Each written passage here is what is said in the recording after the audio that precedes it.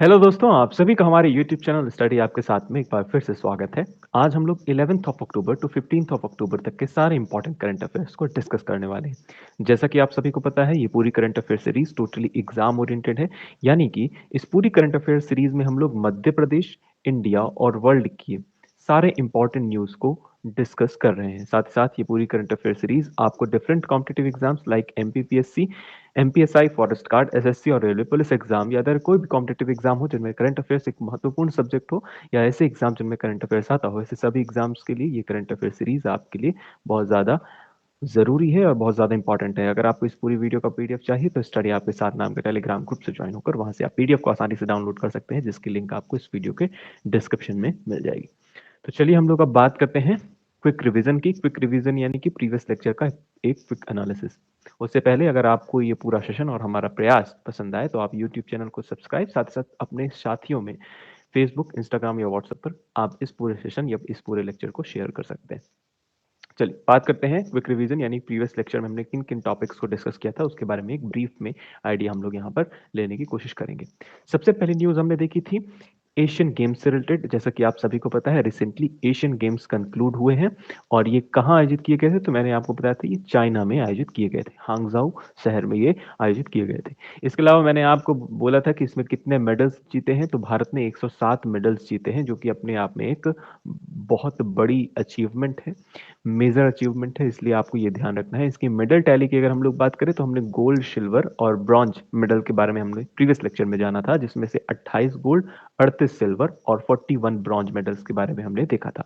आपको as it is ध्यान रखना है। इसके अलावा फर्स्ट, सेकंड और थर्ड रैंक के बारे में भी पता होना, मतलब मेडल टैली में किसकी फर्स्ट रैंक है, किसकी सेकंड रैंक है, किसकी थर्ड रैंक है, इसके बारे में मैंने आपको बताया था। तो फर्स्ट रैंक ध्यान रखना है आपको, चाइना की है। इसके अलावा सेकंड रैंक है आपके जापान की और थर्ड रैंक किसकी है, कोरिया की। फोर्थ रैंक किसकी है, तो फोर्थ रैंक भारत की है। एज इट इज ध्यान रखना है, ठीक है। एज इट इज मैंने ये वाली बात बताई थी कि टोटल टोटल इस बार कितने मेडल्स भारत ने जीते हैं, तो 107 मेडल जीते हैं। और रैंक कौन सी रही है, तो फोर्थ रैंक रही है। ध्यान रखना है, एज इट इज यही वाली बातें, इनमें से किसी भी तरह की बातें पूछी जा सकती हैं, ठीक है। इसके अलावा कुछ प्लेयर्स के नाम मैंने आपको बोले थे कि कुछ प्लेयर्स के नाम आपको रिवाइज करने हैं, जैसे कि मैंने कुछ क्वेश्चंस के माध्यम से आपसे पूछने का प्रयास किया, साथ ही साथ आपने कुछ बहुत जबरदस्त तरीके से इनके जवाब दिए। मुझे बेहद अच्छा लगा कि आप जब कमेंट करते हैं तो मुझे लगता है कि आप पढ़ रहे हैं और पढ़ रहे हैं, साथ ही साथ आप पूरी तरह से समर्पित भाव से इस वीडियो को देख रहे हैं या इस चीजों, इन करंट अफेयर्स को फॉलो कर रहे हैं, क्योंकि यहाँ पर हम सिर्फ और सिर्फ एग्जाम पॉइंट ऑफ व्यू से इंपॉर्टेंट करंट अफेयर्स को डिस्कस कर रहे हैं, इसलिए कोई भी चीज स्किप करने जैसी है नहीं। इसलिए इन पर्टिकुलर न्यूज को एटलीस्ट आप याद रख पाए। मेरी कोशिश ये रहती है कि एक ऐसे करंट अफेयर्स के टॉपिक्स में लाऊं या कुछ इंपॉर्टेंट करंट अफेयर्स के टॉपिक लाऊं जो कि आपको याद रहें लंबे समय तक। इसलिए आपको कुछ ही टॉपिक मिलते हैं, पूरा भर भर के सारा करंट अफेयर्स हम लोग एक ही वीडियो में कंक्लूड नहीं करते हैं। इसलिए तो आप याद भी आसानी से रख पाएंगे, जिसमें से एक नाम बहुत इंपॉर्टेंट है। मैंने आपको बताया था पारुल चौधरी का नाम आपको ध्यान रखना है। पारुल चौधरी, पारुल चौधरी। अगर पीडीएफ में मैंने देखा 500 मीटर लिखा हुआ है, वहां पे आप कर लेंगे 5000 मीटर। बहुत जबरदस्त रेस प्रतियोगिता में इन्हें गोल्ड मेडल मिला है। एज इट इज ध्यान रखना है, ठीक है। इसके अलावा सेकंड नाम आप ध्यान रखेंगे, सेकंड नाम मैंने आपको बताया था पारुल चौधरी, अपने आप में एक हिस्टोरिकल इवेंट। इसके अलावा कुछ टीम्स के बारे में मैंने आपको बताया था, जैसे भारतीय क्रिकेट की मेंस टीम, वुमेन्स टीम, है ना। इसके अलावा कबड्डी की टीम, इसके अलावा हॉकी की टीम, सभी ने गोल्ड मेडल जीता है। बहुत जबरदस्त तरीके से प्रदर्शन रहा है। नीरज चोपड़ा का नाम तो आपको याद ही रखना है। इसके अलावा नीरज चोपड़ा के साथ साथ जेवलिन थ्रोवर में और भी कुछ नाम है, जैसे नीरज चोपड़ा का मैं यहाँ पे लिखने की कोशिश करता हूँ। नीरज चोपड़ा, नीरज चोपड़ा गोल्ड मेडल इन्होंने लाया है। साथ साथ वुमेन्स में अन्नू रानी का नाम आपको ध्यान रखना था, अन्नू रानी। इन्होंने भी जेवलिन थ्रोवर ही है ये भी, और ये भी गोल्ड मेडलिस्ट हैं। इसके अलावा तीसरा नाम आपको ध्यान रखना है किशोर जेना, किशोर जेना, किशोर कुमार जेना, जेना। ये भी जेवलिन थ्रोवर है, लेकिन ये सिल्वर मेडल इन्होंने लाया है। एज इट इज ध्यान रखना है, ये सारी चीजें इंपॉर्टेंट है। इसके अलावा अविनाश सांबले का नाम मैंने आपको बताया था, 3000 स्टेपल चेज में गोल्ड मेडल इन्होंने लाया है। कई सारे नाम मैंने आपको प्रीवियस लेक्चर्स में बताए हैं, उन सभी को आप रिवाइज करिए, लेक्चर्स देखिए, आपको आसानी से चीजें समझ में आएगी। मुझे उम्मीद है कि आपको पूरा सेशन एशियन गेम्स से रिलेटेड आपको पता होगा और आपको एक ब्रीफ आइडिया है कि कहाँ पर क्या क्या चीजें हुई हैं। और कुछ शॉर्ट्स के माध्यम से भी मैं कोशिश करता हूँ कि आप वहां से भी आप रूबरू हो सके, तो शॉर्ट्स भी देख लीजिएगा, जिससे आपको कुछ नाम याद हो जाएंगे। ठीक है, मुझे उम्मीद है कि आपको ये सारी बातें समझ में आई होगी। चलिए बात करते हैं सेकंड न्यूज़ के बारे में। सेकंड न्यूज़ हमने देखी थी कि इंडिया ने सरपास किया है जापान और यूके को ग्लोबल मोबाइल स्पीड रैंकिंग में। Global mobile speed ranking recently किसने जारी की? तो ओकला नाम की एक कंपनी ने जारी की। ओकला नाम की एक कंपनी ने जारी की और जिसमें इंडिया की रैंक एज इट इज आपको ध्यान रखना है 47th रैंक है अपने आप में, जो कि जापान और यूके से बेहतर रैंक है। इस वजह से ये आपको ध्यान रखना है। इसके अलावा नेक्स्ट न्यूज़ हमने देखी थी, मध्य प्रदेश ने रिसेंटली अनाउंस किया 35% reservation for women in government jobs. आप सभी को ये वाली बात मध्य प्रदेश के निवासियों को या मध्य प्रदेश में रहने वाली लड़कियों को सुनकर बहुत अच्छा लगा होगा कि गवर्नमेंट जॉब में रिजर्वेशन क्राइटेरिया वुमेन्स का बढ़ गया है और वो कितना होगा? 35% हो गया। इसके अलावा प्रधानमंत्री इनॉग्रेट किया है countries first high tech sport training centre for दिव्यांगजनों, यानी कि दिव्यांगजनों के लिए देश का पहला high tech sports training centre Madhya Pradesh के ग्वालियर शहर में बनाया जाएगा और इसका इनॉग्रेशन भी हो चुका है। एज इट इज ध्यान रखना है। ठीक है, तो मध्य प्रदेश के ग्वालियर शहर में देश का पहला हाईटेक स्पोर्ट्स ट्रेनिंग सेंटर किसके लिए? दिव्यांगजनों के लिए बनाया गया। ठीक है, एज इट इज ये वाली बात आप ध्यान रखेंगे। इसके अलावा मैंने आपको बताया था इजराइल पैलेस्तीन कॉन्फ्लिक्ट बहुत जबरदस्त तरीके से ये न्यूज में है, चर्चा में है, तो इसलिए आपको ध्यान रखना है। जिसमें मैंने आपको बताया था कि इजराइल की तरफ से कौन सा ऑपरेशन लॉन्च किया गया, तो इजराइल की तरफ से ऑपरेशन आयरन स्वॉर्ड, ये इजराइल की तरफ से एक ऑपरेशन लॉन्च किया गया इजराइल की तरफ से। और इसके अलावा ऑपरेशन अल अक्सा फ्लड ये पैलेस्तीन की तरफ से ये ऑपरेशन लॉन्च किया गया। साथ ही साथ मैंने आपको प्रीवियस लेक्चर में ही बता दिया था कि इंडिया की तरफ से ही इंडियन सिटीजन्स को इवैक्यूएट करने के लिए फ्रॉम इजराइल इंडिया की तरफ से एक ऑपरेशन लॉन्च किया गया जिसका नाम क्या है? ऑपरेशन अजय। और मैंने आपसे पूछा था कि आप कुछ ऑपरेशंस के नाम बता दें जो कि हमने प्रीवियसली पढ़े हुए हैं, और मुझे देखकर या कमेंट सेक्शन में देखकर बेहद खुशी हुई। बहुत जबरदस्त लगा कि आप इस बात से सजग हैं और आपने थोड़ी बहुत अगर सर्च के माध्यम से भी जानने का प्रयास किया या फिर टाइप करने का प्रयास किया या लिखने का प्रयास किया तो मुझे बहुत अच्छा लगा, क्योंकि जब आप लिखते हैं तो आपको चीजें वो लंबे समय तक याद रहती है। वही सारी चीजें मैं आज रिवाइज भी करवा दूंगा, इसलिए आप लगातार कमेंट्स करते रहें। इस तरह के प्रश्न, आप तारीफ मेरी ना करें बेहतर है, लेकिन आप कमेंट्स यानी कि प्रीवियस लेक्चर्स में या किसी भी क्वेश्चन का अगर मैं जवाब पूछता हूं तो आप उसे सर्च करने की कोशिश करें, या अगर आपको पता है तो आप बताने की कोशिश करें। चलिए बात करते हैं आज की न्यूज के बारे में। आज की जो हमारी फर्स्ट न्यूज है वो किससे रिलेटेड है? तो आज की हमारी फर्स्ट न्यूज है सेंटर यानी इंडिया से रिलेटेड। कैबिनेट ने रिसेंटली अप्रूव किया है, एक एस्टैब्लिशमेंट करने वाली है कैबिनेट मेरा युवा भारत नाम की एक ऑटोनोमस बॉडी। अपने आप में बहुत इंपॉर्टेंट है, बेहद इंपॉर्टेंट है। ठीक है, मेरा युवा भारत।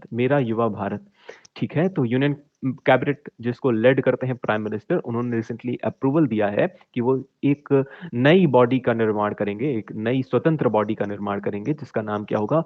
मेरा युवा भारत, जिसका शॉर्ट नाम है माय भारत। ये एक ऑटोनॉमस बॉडी बनने वाली है। इसमें पर्टिकुलरली किसे इंक्लूड किया जाएगा? तो इसमें यूथ को यूथ्स के ओवरऑल डेवलपमेंट के लिए ये पर्टिकुलर बॉडी बनाई जाएगी, जिसमें यूथ की अगर हम लोग बात करें तो 15 साल से लेकर 29 साल तक की उम्र के लोगों को युवा कैटेगरी में माना गया है। एज इट इज ध्यान रखना है। तो यूथ्स के ओवरऑल डेवलपमेंट के लिए माई भारत नाम की एक ऑटोनॉमस बॉडी बनाई जाएगी, जिसका अप्रूवल रिसेंटली कैबिनेट ने दे दिया है। ठीक है, एज इट इज आप ये वाली बात ध्यान रखेंगे। जिसका मेन एम क्या होगा? मेन एम मैंने आपको ऑलरेडी बता दिया है, जिसका मेन एम होगा यूथ को और यूथ की आकांक्षाओं यानी एस्पिरेशंस को बढ़ावा देना, साथ ही साथ विकसित भारत में युवाओं के योगदान को सुनिश्चित करने के लिए। और वो योगदान सुनिश्चित किस तरह से होगा? तो युवाओं को बहुत सारे ट्रेनिंग्स दी जाएंगी, उनका एजुकेशन बेटर किया जाएगा, अच्छे लेवल पर किया जाएगा। अलग अलग प्रोग्राम्स चलाए जाएंगे जिसकी मदद से, अलग अलग योजनाएं चलाई जाएंगी जिसकी मदद से युवा क्या होंगे? प्रेरित होंगे, साथ ही साथ शिक्षित होंगे, जिसकी वजह से हमारा भारत एक विकसित भारत के रूप में उभर कर आ सकेगा। तो इस उद्देश्य से इस बॉडी का निर्माण किया जा रहा है। मतलब ओवरऑल ये किसके लिए है? तो ओवरऑल यूथ्स के लिए है, मेरा युवा भारत या माई भारत। ठीक है, मुझे उम्मीद है कि ये वाली बात आपको समझ में आई होगी। इसके अलावा मेरा युवा भारत एक ऑटोनोमस बॉडी है जो कि 15 से 29 साल के यंगस्टर्स के लिए, ये यंग पीपल के लिए ये पर्टिकुलर बॉडी काम करेगी। तो एज इट इज ध्यान रखना है आपको। ठीक है, चल बात करते हैं इसके अलावा इसके अलावा अगर बात करें तो मेरा युवा भारत ये 31 अक्टूबर 2023 को राष्ट्रीय एकता दिवस पर लॉन्च किया जाएगा। आप सभी को ये वाली बात पता होगी, और अगर नहीं पता है तो ध्यान रखें कहीं पर ऊपर, मतलब अगर ये आपका पेज है, ये आपका पेज है अगर, तो इस पेज के में ऊपर साइड आप यहाँ पर लिख लें 31 अक्टूबर को क्या मनाया जाता है, राष्ट्रीय एकता दिवस। हालांकि हम लोग ये कवर करेंगे, national unity day, national unity day, राष्ट्रीय एकता दिवस। ठीक है, इसी दिन ये इस पर्टिकुलर बॉडी को लॉन्च किया जाएगा। मेरा युवा भारत का प्राथमिक उद्देश्य इसे युवा विकास के लिए एक संपूर्ण सरकारी मंच बनाना है। ठीक है, तो अपने आप में ये वाली बात आपको समझ में आ गई है। मुझे उम्मीद है कि आपको सारी बातें समझ में आई होंगी और आप इससे जुड़ पाए होंगे। चलिए बात करते हैं नेक्स्ट न्यूज के बारे में। नेक्स्ट न्यूज है वही हमारी, इंडिया ने लॉन्च किया operation Ajay, operation Ajay for Indian in Israel. बहुत जरूरी प्रश्न है, बेहद जरूरी, आपको ध्यान रखना है। इंडिया ने लॉन्च किया इजराइल में ऑपरेशन अजय, ऑपरेशन अजय। आप जितनी बार ये शब्द सुने आपको ध्यान रखना, चाहे आप अजय देवगन के नाम से याद रखें या अपने किसी दोस्त के नाम से याद रखें, लेकिन याद रखना, क्योंकि प्रश्न में जब ये प्रश्न पूछा जाएगा कि इजराइल के लिए इंडिया ने कौन सा ऑपरेशन लॉन्च किया है, तो उसमें एक ऑप्शन विजय का भी होगा और फिर आप कंफ्यूज हो जाओगे। इसलिए ध्यान रखना है, विजय को हटाना है, विजय नहीं, सिर्फ अजय। चाहे अजय देवगन के रूप में आप ध्यान रखें, अजय देवगन को आप सभी लोग पहचानते हैं, अजय देवगन के रूप में ध्यान रखें या किसी भी रूप में, लेकिन आपको ध्यान रखना है ऑपरेशन से। इसके अलावा मैं जैसा कि आपको बता रहा हूँ, कई सारे ऑपरेशंस हैं, वो मैं जिनको नहीं पता है उनके लिए मैं रिवाइज करने की कोशिश करता हूँ, और एक तरह से मेरा भी रिवीजन हो जाएगा। तो फर्स्ट हम पहला ऑपरेशन तो आपको ध्यान रखना है, operation Ajay, Ajay for Israel, Israel India ने लॉन्च किया है। इसके अलावा सेकंड ऑपरेशन बहुत इंपॉर्टेंट है, ऑपरेशन ऑपरेशन करुणा, ऑपरेशन करुणा, ऑपरेशन करुणा बेहद इंपॉर्टेंट है। यह है म्यांमार के लिए, मैंने प्रीवियसली ये ऑलरेडी डिस्कस किया हुआ है, ऑपरेशन करुणा म्यांमार के लिए। इसके अलावा operation operation Ganga, operation Ganga, operation Ganga as it is बहुत जरूरी है। ऑपरेशन गंगा, ऑपरेशन गंगा किसके लिए लॉन्च किया गया था, तो यूक्रेन, आप सभी को पता है, यूक्रेन में फंसे लोगों के लिए या उनको बाहर निकालने के लिए ऑपरेशन गंगा लॉन्च किया गया। फोर्थ ऑपरेशन का नाम आप ध्यान रखेंगे, ऑपरेशन ऑपरेशन गंगा आई है तो कावेरी भी आएंगी, तो ऑपरेशन कावेरी, ऑपरेशन कावेरी किसके लिए है, तो सूडान, सूडान में यह ऑपरेशन लॉन्च किया गया, सूडान। इसके अलावा फिफ्थ ऑपरेशन की बात करें, ऑपरेशन ऑपरेशन देवी शक्ति, देवी शक्ति, देवी शक्ति, अफगानिस्तान, अफगानिस्तान में से लोगों को वापस लाने के लिए इस ऑपरेशन को लॉन्च किया गया था। छठवां ऑपरेशन कौन सा है, तो एक और ऑपरेशन आपको ध्यान रखना है, ऑपरेशन जो कि लॉन्च किया गया था, इजराइल हो गया, म्यांमार हो गया, यूक्रेन हो गया, सूडान हो गया, अफगानिस्तान हो गया।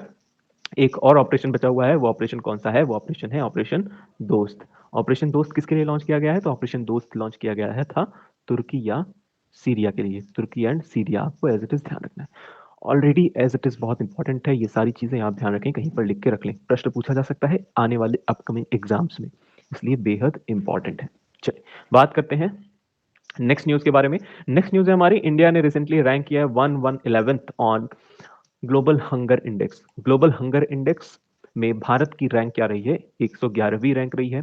कौन जारी करता है ये इंडेक्स, तो ये इंडेक्स जारी करता है Concern Worldwide and Welthungerhilfe, non government organisation है, ये जारी करता है। तो एज इट इज ध्यान रखना है, Concern Worldwide and wealth hunger life.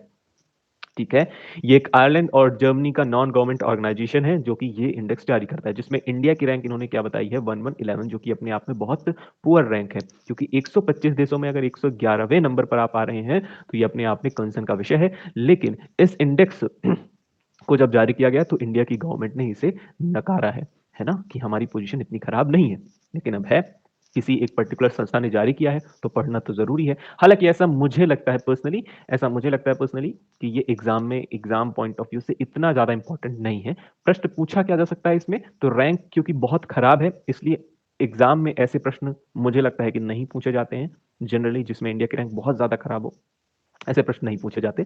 अगर फिर भी अगर पूछा जाएगा तो क्या पूछा जा सकता है कि कौन जारी करता है, कौन सी संस्था जारी करती है, तो ये वाली बात ध्यान रखना है, Concern Worldwide and wealth hunger life.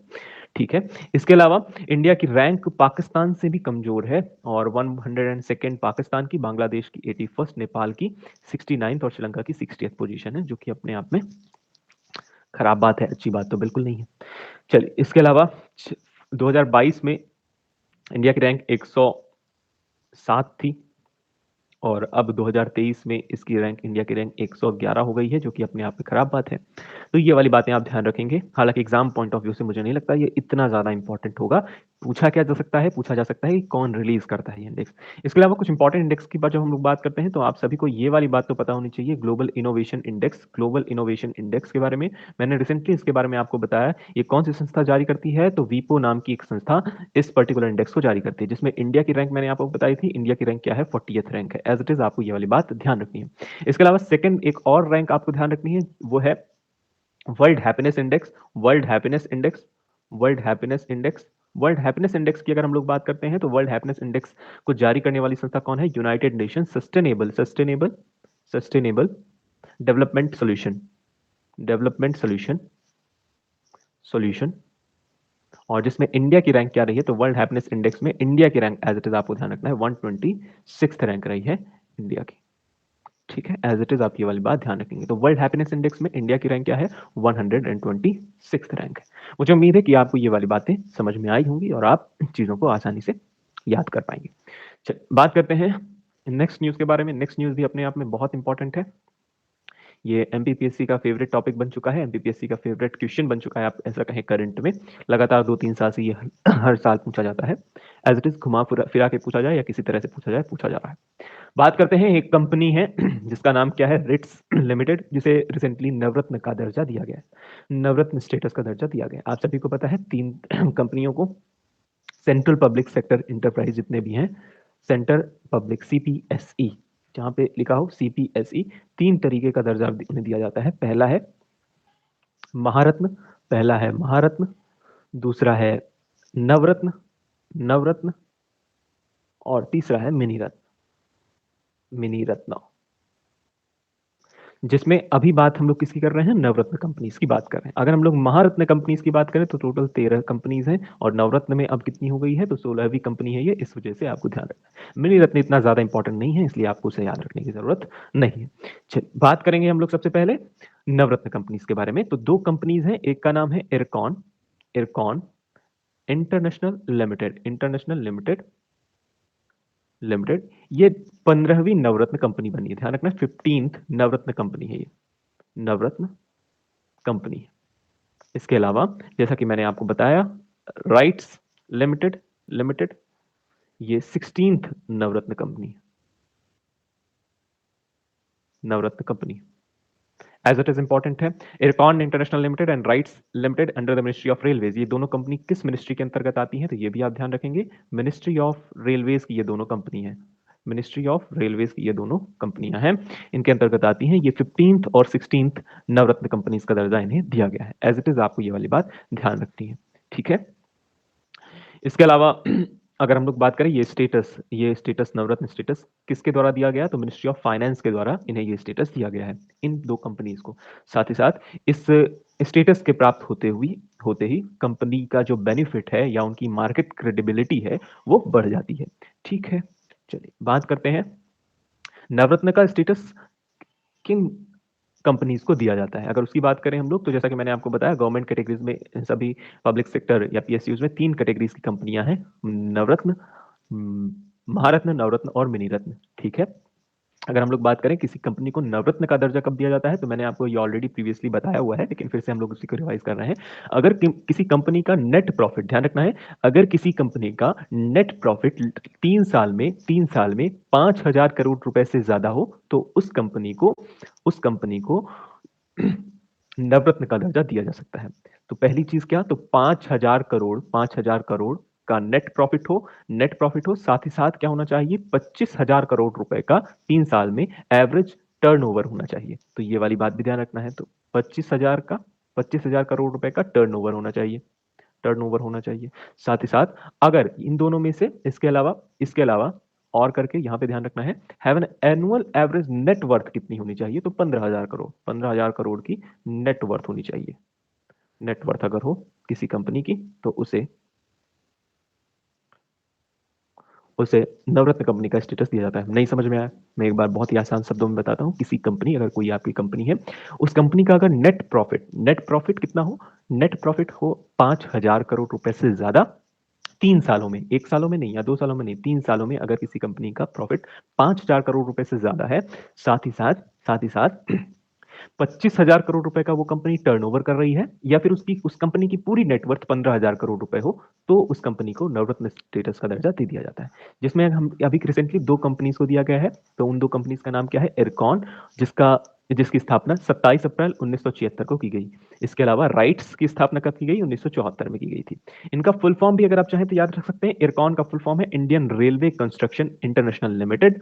इसके अलावा राइट्स का फुल फॉर्म है rail India technical and economic service limited. As it is ध्यान रखना है आपको, जो कि 1974 में बनी।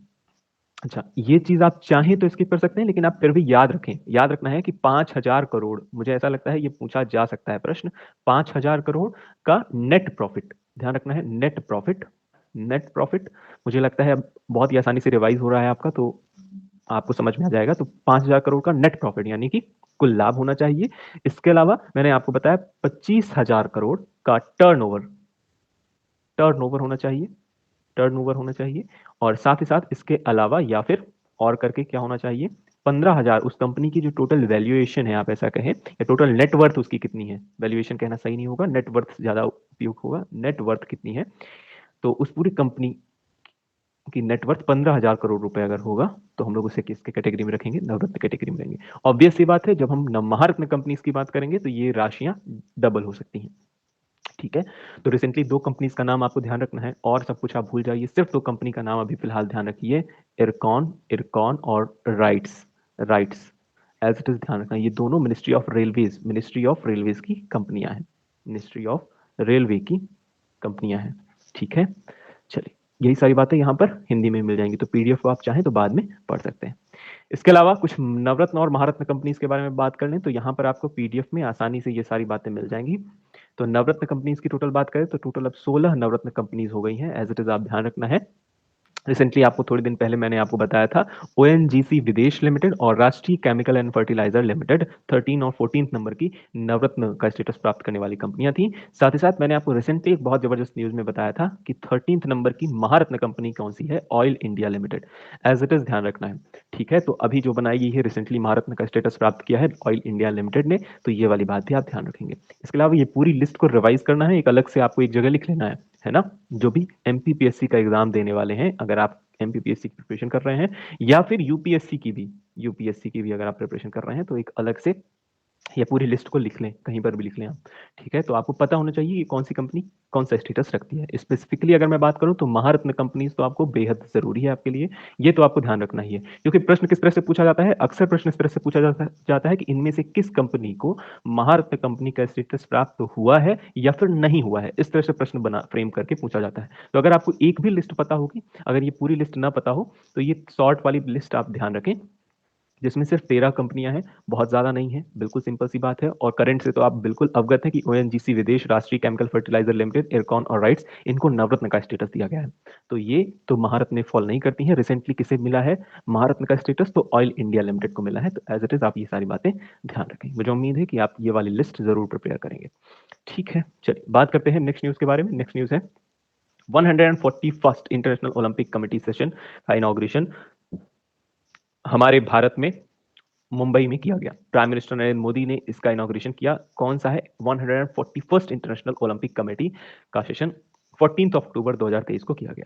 इसके अलावा कहाँ हुआ ये पूरा सेशन? तो ये पूरा सेशन जियो वर्ल्ड सेंटर मुंबई में किया गया। साथ ही साथ इंडिया ने इसे होस्ट किया है दूसरी बार इंडिया ने इसे दूसरी बार होस्ट किया है। तो ये भी आप ध्यान रखेंगे कि इंटरनेशनल ओलंपिक कमेटी का ये जो सेशन है, इसे भारत ने कितनी बार होस्ट किया है? तो ध्यान रखना है, भारत ने दो बार होस्ट किया है, होस्ट किया। पहली बार कब किया था? तो फर्स्ट टाइम 86th सेशन इसका 86 सेशन किया था 1983 में। कहा? दिल्ली में किया था। और दूसरा कहाँ किया गया है? तो दूसरा सेशन 141st होस्ट किया है, 141st होस्ट किया है कहाँ? 2023 में मुंबई में। ठीक है, एज इट इज ये वाली बात ध्यान रखना है।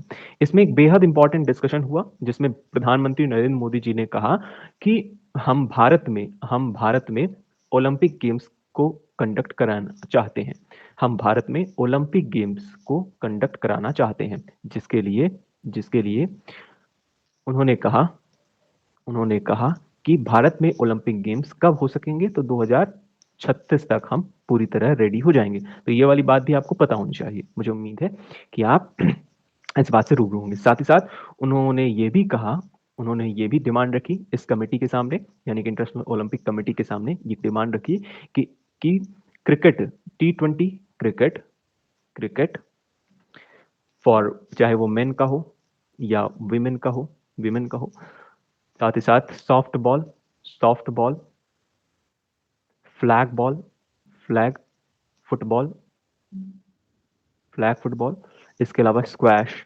जैसे जैसे कुछ गेम्स को इंट्रोड्यूस कराया जाएगा। इंट्रोड्यूस करेंगे, कब कहाँ करेंगे? तो 2028 में ओलंपिक्स होने वाले हैं लॉस एंजल्स में, लॉस एंजल्स में। और यहाँ पर लॉस एंजल्स के ओलंपिक्स में T20 क्रिकेट मेंस और वुमेन्स का, सॉफ्ट बॉल या फ्लैग फुटबॉल और स्क्वैश जैसे गेम्स को भी कंडक्ट कराया जाएगा। तो 2028 का सबसे इंपॉर्टेंट क्या है इस पर्टिकुलर स्लाइड में? इंपॉर्टेंट ये है कि आपको पता होना चाहिए कि कौन से नंबर की का सेशन, यानी इंटरनेशनल ओलंपिक कमेटी का कौन से नंबर का सेशन कंडक्ट कराया गया भारत में। तो आपको ध्यान रखना है 141st, 141st। इसके अलावा दूसरी बात आप ध्यान रखेंगे, कितने गेम्स हैं जिन्हें इंट्रोड्यूस कराया गया है 2028 के लॉस एंजल्स ओलंपिक्स में। तो आपको ध्यान रखना है ये 4 games, T20 cricket, main of women, soft ball, flag football और स्क्वैश जैसे गेम्स को इंट्रोड्यूस कराया गया है। एज इट इज इंपॉर्टेंट है, ध्यान रखना है आपको। ठीक है। अगर हम लोग थोड़ा सा बात करें कि इंटरनेशनल ओलंपिक कमेटी के बारे में, तो इसका एस्टैब्लिशमेंट कब हुआ? 1894 में इसका एस्टैब्लिशमेंट किया गया और इसका हेडक्वार्टर कहाँ है? तो लुसाने, स्विट्जरलैंड में इसका हेडक्वार्टर है।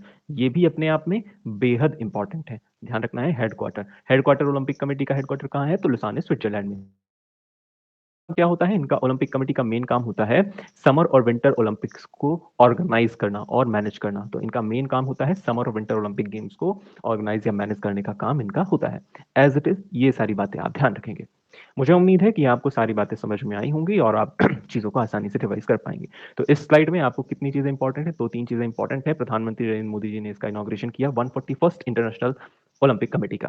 साथ ही साथ इसमें 4 गेम्स को इंट्रोड्यूस करने की बात की गई, जिसमें से पहला है क्रिकेट। आपको ध्यान रखना है T20 क्रिकेट की बात हो रही है। T20 क्रिकेट लॉस एंजल्स 2028 में जब गेम्स, ओलंपिक गेम्स कराए जाएंगे तो वहां पर 4 गेम्स को इंट्रोड्यूस कराया जाएगा, जिसमें से पहला आपको ध्यान रखना है क्रिकेट, दूसरा आपको बेसबॉल फुटबॉल, बेसबॉल फुटबॉल या सॉफ्ट बॉल आप कहें, इसके अलावा स्क्वैश को इंट्रोड्यूस कराया जाएगा। साथ ही साथ इंडिया ने 2 बार इंटरनेशनल ओलंपिक कमेटी को होस्ट किया है। पहली बार होस्ट किया था 86th सेशन नई दिल्ली में 1983 में, जबकि दूसरा सेशन कब होस्ट कर रही है? तो 141st सेशन 2023 में होस्ट कर रही है इंडिया।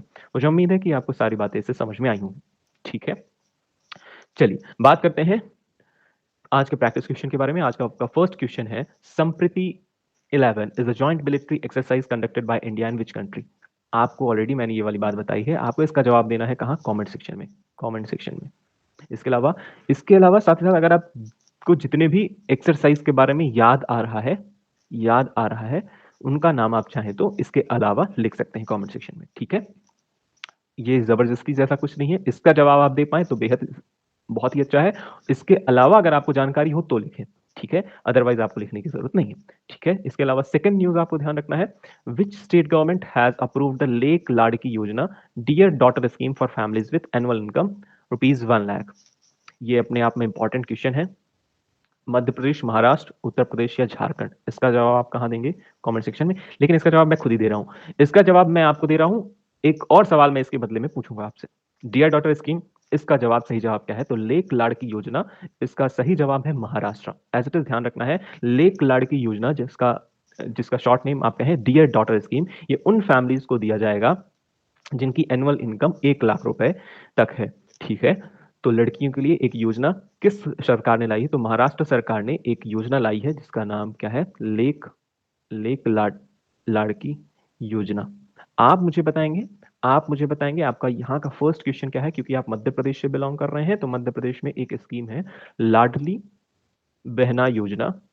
बहना योजना में कितना इन्वेस्टमेंट किया गया है? तो इन्वेस्टमेंट आपको बताना है, इन्वेस्टमेंट, बजट इन्वेस्टमेंट बताना है, बजट इन्वेस्टमेंट बताना है लाड़की लाडली बहना योजना। और ये कब लॉन्च की गई है आप ये भी बता दें तो बेहद बेहद आसान हो जाएगा। तो लॉन्च डेट आपको बतानी है, लॉन्च डेट अगर आप बता दें तो अच्छा है। इसके अलावा बजट इन्वेस्टमेंट आप बता पाए वो बहुत जरूरी है, क्योंकि आप मध्य प्रदेश से बिलोंग करते हैं और अगर आप एमपी के कोई भी एग्जाम्स दे रहे हैं तो उसमें ये प्रश्न पूछा जा सकता है, लाडली बहना योजना। मुझे उम्मीद है कि आप इसका जवाब ज़रूर देंगे। चलिए बात करते हैं, इसके अलावा अगर आपको किसी भी तरह का डाउट है तो इन social media handles Instagram, Telegram या फेसबुक के माध्यम से आप मुझसे जुड़कर अपने सवाल रख सकते हैं। अगर आपको ये पूरा सेशन पसंद आता है, तो आप यूट्यूब के कमेंट सेक्शन में इसका कुछ अच्छा फीडबैक भी हमें दे सकते हैं। हम लोग फिर से मिलेंगे अपने नेक्स्ट सेक्शन में, तब तक के लिए आप सभी हँसते रहिए, मुस्कुराते रहिए। Thank you, Tata, bye-bye.